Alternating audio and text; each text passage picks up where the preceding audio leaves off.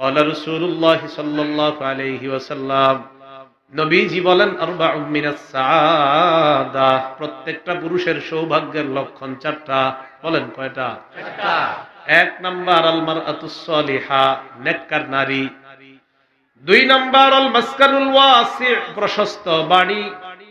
তিন নাম্বার আল মারকাবুল হানি, চলাচলের জন্য আরামদায়ক গাড়ি। চার নাম্বার আল জারুস সালিহ, নেককার প্রতিবেশী। এক নাম্বার নেককার নারী যদি কারো বিবি হয়ে যায়, সৌভাগ্যের এক নাম্বার লক্ষণ তার অর্জন হয়ে যায়। চারটার মধ্যে দুইটা জরুরি, নেককার নারী আর নেককার প্রতিবেশী, অন্যথায় ফজরের পর ঝগড়া শুরু হবে, ঘুমের আগে গিয়ে শেষ হবে। ও আরবাউম মিনাশ শাকাওয়া, রাসূল বলেন হতভাগার লক্ষণ হলো চারটা। এক নাম্বার আল মারআতুস সু, বদকার নারী। দুই নাম্বার ওয়াল মাসকানুদ দায়িক, সংকীর্ণ বাড়ি। তিন নাম্বার আল মারকাবুস সু, অচল গাড়ি। চার নাম্বার আল জারুস সু, খারাপ প্রতিবেশী। প্রতিবেশী যেন খারাপ না হয়, বিবি যেন খারাপ না হয়। এই দুইটা যদি খারাপ হয়ে যায় তো হইছে আপনার দুনিয়াটাই জাহান্নাম হয়ে যাবে। আল্লাহ আমাদের সকল প্রত্যেকটা ঘরে স্বামী স্ত্রী যারা, তাদেরকে যেন আল্লাহ দিনদারিতার সাথে তারা জীবন কাটাইতে পারে, আল্লাহ তৌফিক দান করেন। নেককার দিনদার মেয়ে আপনি বিয়ে করলেন, বিয়ে করার পর আপনি বাসায় নিয়ে আসলেন। এবার আপনি এই নেককার মেয়েটার মাধ্যমে আপনার পরিবারটার সৌন্দর্যতা চান, আপনি সন্তান চাইতেছেন, যেন আল্লাহ আপনাকে একজন নেককার সন্তান দেন। সহিহ বুখারীর বর্ণনা, ক্বালা রাসূলুল্লাহ সাল্লাল্লাহু আলাইহি ওয়াসাল্লাম, নবীজি বলেন ইদা আতা আহাদুকুম ইমরাআ, তোমাদের কেউ যখন তার বিবির কাছে গমন করে, গমন করার পর ফাকালা বিসমিল্লাহি আল্লাহুম্মা জান্নিবনাশ শাইতান ওয়া জান্নিবিশ শাইতানা মা রাযাকতানা, স্ত্রীর কাছে গমন করে, গমন করার পর আল্লাহ প্রদত্ত যে সম্পর্ক, ওই সম্পর্ক স্থাপন করার জন্য দোয়া পাঠ করে, আল্লাহুম্মা জান্নিবনাশ শাইতান, আল্লাহ আমাদেরকে শয়তান থেকে দূরে সরায় দাও, ওয়া জান্নিবিশ শাইতানা মা রাযাকতানা, আমাদেরকে যে সন্তান আপনি দিবেন আল্লাহ, এই সন্তান থেকে শয়তানকে আপনি দূরে সরায়া দেন। ফাকুদিয়া বাইনাহুমা ওয়ালাদ, নবী বলেন তাদের এই সম্পর্কের ফলে যদি আল্লাহ তাদেরকে সন্তান দেয়, লাম ইয়াদুররুহু শাইউন, তাহলে দুনিয়ার কোন কেউ তার এই সন্তানের ক্ষতি করতে পারবে না। অন্য বর্ণনায় লাম ইয়াদুররুহু শাইতান, এই সন্তানের কোনো ক্ষতি করতে পারবে না শয়তান। কি ক্ষতি করতে পারবে না? শয়তান। এই জন্য সন্তান যখন পেটে আসবে, আসার আগে আপনি দোয়া পড়া, পেটে আসার পর এবার আমল করা। দুনিয়ায় যেদিন আসবে সন্তান, নবী বলেন আশ-শাইতানু জাসিবুন আলা কলবি ইবনি আদম, আদম সন্তানের অন্তরের মধ্যে শয়তান আসন গেড়ে জমে বসে থাকে। আদম সন্তানের অন্তরে শয়তান আসন গেড়ে, আওয়াজ আরো কমান, আদম সন্তানের অন্তরে শয়তান আসন গেড়ে জমে বসে থাকে। ফাইজা যাকারাল্লাহ খানাসা, যখন ওই বান্দা আল্লাহর নাম নেয়, শয়তান পিছনে হটে যায়। আর যদি আল্লাহর নাম না নেয়, শয়তান কি করে? ওয়াসওয়াসা, আদম সন্তানকে শয়তান ওয়াসওয়াসা দেয়, ধোঁকা দেয়। নবীজি বলেন শোনো তোমরা, তোমাদের কোন সন্তান যখন দুনিয়াতে আসে, খানাসাহু শাইতান, শয়তান তাকে চিমটি মারে। কি মারে? চিমটি মারার কারণে সন্তান ওয়া ওয়া করে কান্না করা শুরু করে দেয়। নবীজি বলেন ফাইযা যুকিরাল্লাহ, সন্তানের কানে যখন আল্লাহর নাম নেওয়া হয়, যাহাবা শয়তান, সেখান থেকে দূরে পালিয়ে যায়। এই জন্য সন্তান দুনিয়াতে যখন আসবে, আজান দেওয়া। কি দেওয়া? ছেলে হলে আজান দিবেন, বলেন ছেলে হলে কি দিবেন? আর মেয়ে হইলে কাউরে জানাইবেন না খবরটা। কি বলেন?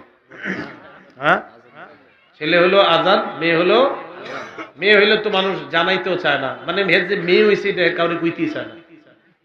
আজান তো দূরে। তাহলে বলেন ছেলে হইলো আজান, মেয়ে হইলো আজান। ছেলে নেয়ামত কার? মেয়ে কার নেয়ামত? আল্লাহর নেয়ামত। খুব মন দিয়ে শোনেন, তাহলে ছেলেও আল্লাহর নেয়ামত, মেয়েও আল্লাহর নেয়ামত। মুসলিম শরীফের 2999 নম্বর হাদিসের বর্ণনা, ক্বালা রাসূলুল্লাহ সাল্লাল্লাহু আলাইহি ওয়াসাল্লাম, নবীজি বলেন, আজাবান লিআমরিল মুমিনি ইন্না আমরাহু কুল্লাহু খায়র। নবীজি বলেন, মুমিনের জীবনটা বড় আশ্চর্য, মুমিনের প্রত্যেকটা বিষয় কল্যাণ আর কল্যাণ। মানে মুমিন যদি নিয়ামত পায় তাও কল্যাণ, মুমিন যদি বিপদে পড়ে সেটাও কল্যাণ। নবীজি বলেন, ইন আসাবাতহু সাররা শাকারা, মুমিনের জীবনে যদি বিপদ আসে মুমিন শুকরিয়া আদায় করে। নাকি বিপদ আসলে ইন আসাবাতহু সাররা শাকারা, মুমিনের জীবনে নিয়ামত আসলে শুকরিয়া আদায় করে। আল্লাহ নবী বলেন, মুমিন যখন শুকরিয়া আদায় করে ফাকানা খায়রাল্লাহ, এই শুকরিয়া আদায় মুমিনের জন্য কল্যাণকর হয়ে যায়। ওয়া ইন আসাবাতহু দাররা সাবারা, মুমিনের জীবনে যদি বিপদ আসে মুমিন ধৈর্য ধারণ করে ফাকানা খায়রাল্লাহ, এটাও মুমিনের জন্য কল্যাণকর হয়ে যায়। তাহলে শুকরিয়া আদায় মুমিনের জন্য কল্যাণ, বিপদে ধৈর্য ধারণ করা এটাও মুমিনের জন্য কল্যাণ। ছেলে হোক মেয়ে হোক, এটা আল্লাহর পক্ষ থেকে নেয়ামত, শুকরিয়া আদায় করা। সন্তান হওয়ার সময় যদি মারা যায়, মারা যাওয়ার পর আপনি পড়বেন ইন্না লিল্লাহি ওয়া ইন্না ইলাইহি রাজিউন।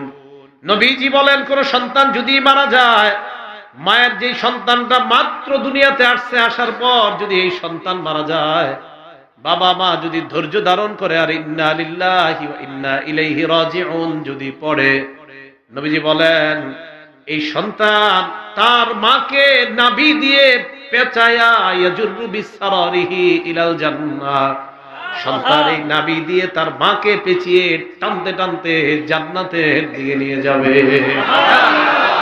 সন্তান যদি মারা যায়, ইন্না লিল্লাহি ওয়া ইন্না ইলাইহি রাজিউন পড়া, আর যদি বেঁচে যায় আলহামদুলিল্লাহ। বেঁচে গেলে কি আলহামদুলিল্লাহ। এবার সন্তান আপনার দুনিয়াতে আসলো, তো সন্তানটা ছেলে হতে পারে, মেয়ে হতে পারে। যদি মেয়ে হয় চেহারাটা কালো করবেন না, কপাল কুঁচকাইবেন না। চেহারা কালো করবেন না আর কপাল কি করবেন না, কুঁচকাইবেন না। সূরা নাহলের 58 নম্বর আয়াতে আল্লাহ বলেন, ওয়া ইযা বুশিরা আহাদুহুম বিল উনসা যাল্লা ওয়াজহুহু মুসওয়াদ্দান ওয়া হুয়া কাযীম। আল্লাহ বলেন, কিছু মানুষ আছে এমন, তাদেরকে যদি কন্যা সন্তানের সুসংবাদ দেওয়া হয়, তাদের চেহারাগুলা কালো হয়ে যায়, তাদের কপালগুলা এইভাবে কুঁচকায়, চেহারাগুলা কালো হয়ে যায়, কপাল কুঁচকায়, ভ্রুকুঞ্চিত করে। কন্যা কেন হলো, এই জন্য মেজাজটা খারাপ হয়ে যায়। ছেলে হইলে পুরা 14 গোষ্ঠীর মিষ্টি খাওয়ায়, মেয়ে হইলে সংবাদ দিতেও চায় না। এক মেয়ে আছে কাদের? এক মেয়ে, আপনাদের এক মেয়ে, সবার এক মেয়ে। যারা হাত তুলছেন হাত নামান। তাখরিজুল মুসনাদ কিতাবের নাম, 3 নম্বর খণ্ড, 294 নম্বর পৃষ্ঠা।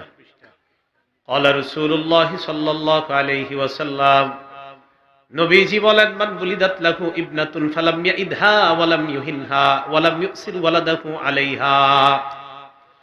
নবীজি বলেন, কারো যদি একজন কন্যা সন্তান হয়, এই কন্যাকে যদি জীবন্ত কবর না দেয়, কন্যাকে যদি কন্যা বলে অবজ্ঞা না করে, কারো যদি কন্যা সন্তান হয়, কন্যাকে যদি জীবন্ত কবর না দেয়, কন্যাকে কন্যাগুলা যদি অবজ্ঞা না করে, ওয়ালাম ইউসির ওয়ালাদাহু আলাইহা, কন্যার উপর ছেলের যদি প্রাধান্য না দেয়, ছেলের যদি বেশি আদর না করে, ছেলে আছে মেয়ে আছে, ছেলেরই বেশি আদর করে এমন যদি না হয়, নবীজি বলেন, আদখালাহুল্লাহু বিহাল জান্নাহ, এই এক কন্যার কারণে ওই বাবাকে আল্লাহ জান্নাতে প্রবেশ করাবে।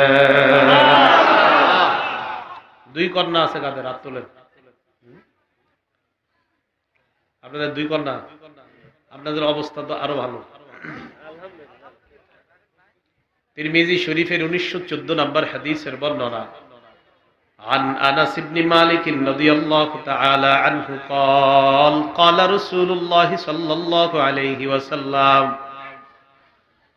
আনাস ইবনে মালিক রাদিয়াল্লাহু তাআলা আনহুর বর্ণনা, আল্লাহর নবী বলেন, মান আলা জারিয়াতাইন, যে ব্যক্তি 2 কন্যাকে লালন পালন করে, নবীজি বলেন দাখালতু আনা ওয়া হুয়াল জান্নাহ কাহাতাইন, আমি এবং ওই দুই কন্যার লালন পালনকারী অভিভাবক এইভাবে পাশাপাশি জান্নাতে প্রবেশ করব।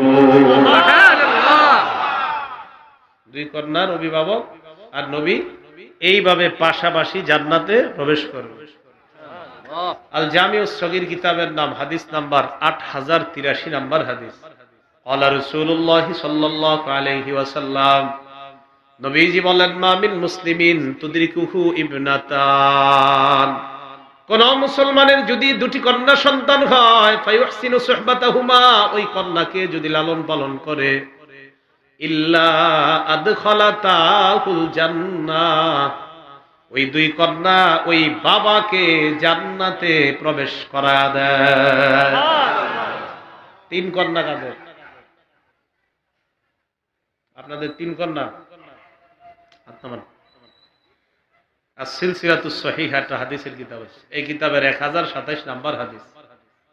ক্বালা রাসূলুল্লাহ সাল্লাল্লাহু আলাইহি ওয়াসাল্লাম, নবীজি বলেন মান কানা লাহু সালাসু বানাত, কারো যদি তিনজন কন্যা সন্তান থাকে, ফায়ুবিহিন্না ওয়া ইয়ারহামুহুন্না ওয়া ইহসিনু ইলাইহিন্না, এই তিন কন্যাকে যদি ভালোভাবে লালন পালন করে, আশ্রয় দেয়, দয়া করে, মায়া করে, কন্যা বলে কখনো অবজ্ঞা করে না, কন্যা বলে কখনো তাদেরকে ফেলে দেয় না, বাবা তার কন্যাগুলাকে বলে চিন্তার কোনো কারণ নাই, আমি বাবা তোমাদের জন্য আছি, চিন্তার কোনো কারণ নাই, এইভাবে কন্যাদেরকে যদি লালন পালন করে কোনো বাবা, নবীজি বলেন ওয়াজাবাত লাহুল জান্নাহ আলবাত্তাতা, ওই বাবার জন্য, ওই অভিভাবকের জন্য অবধারিতভাবে আল্লাহর জান্নাত ওয়াজিব হয়ে যায়। জান্নাত ওয়াজিব হয়ে যায়।